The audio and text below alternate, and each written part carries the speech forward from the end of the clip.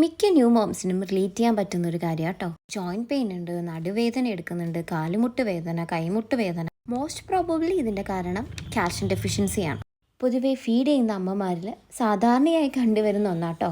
അപ്പോൾ തന്നെ ചിലർ വിചാരിക്കുന്നത് അയ്യോ ഞാൻ പ്രഗ്നൻ്റ് ആയിരുന്ന സമയത്ത് പ്രോപ്പറായിട്ട് കാൽഷ്യം ടാബ്ലറ്റ് കഴിക്കാത്തതുകൊണ്ടാണ്. ആക്ച്വലി നമ്മൾ ഫീഡ് ചെയ്യുമ്പോൾ നമ്മുടെ ബോഡിയിലെ കാൽഷ്യമാണ് ബേബിയുടെ ബോഡിയിലോട്ട് പോകുന്നത്.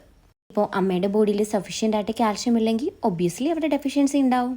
ഇതൊക്കെ നമുക്ക് ഓവർകം ചെയ്യാൻ പറ്റും. സോ ഇതിന് നമുക്ക് എന്ത് ചെയ്യാന്ന് വെച്ചാൽ nothing more than consume more calcium content food.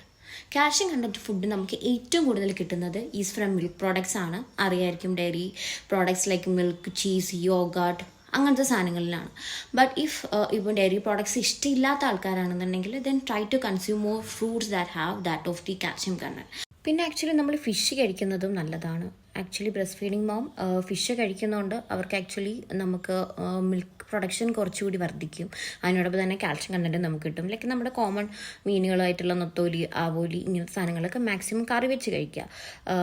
Like fry ചെയ്ത് കഴിക്കുന്ന അറിയായിരിക്കുമല്ലോ, it's not healthy as well. വീട്ടിൽ തന്നെ ഉണ്ടാക്കുന്ന ചിക്കൻ സൂപ്പ്, മട്ടൺ സൂപ്പ് ഇങ്ങനത്തെ കാര്യങ്ങൾക്ക് കുടിക്കുന്നതും വളരെ നല്ലതാണ്. ആക്ച്വലി ഞാനിപ്പോൾ പറഞ്ഞത് ഒരു പരിധി വരെയുള്ള, അതായത് ഒരു ലിമിറ്റഡ് ആയിട്ടുള്ള ഇപ്പം ഡെഫിഷ്യൻസി ആണ് നമുക്കുണ്ടെങ്കിൽ it can be overcome by having this kind of food.